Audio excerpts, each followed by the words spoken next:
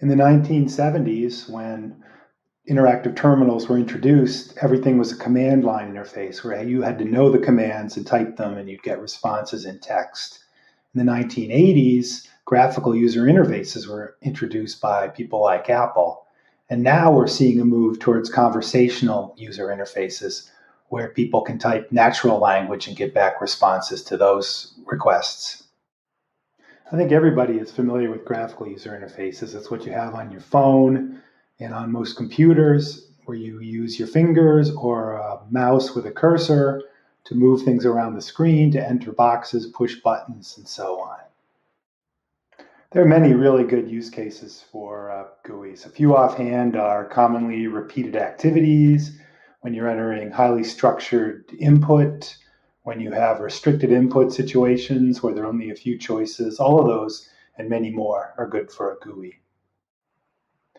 Conversational user interfaces use familiar conversational interaction. They require AI to interpret what you type and to generate the next output.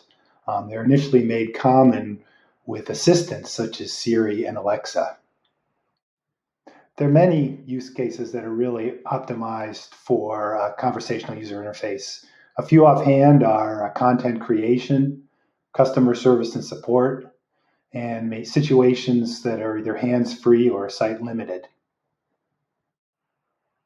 Since you're typing in arbitrary things, security is a concern to make sure people can't find out what you've been typing in. If you're operating in a public or shared environment, interacting via voice, people can overhear you.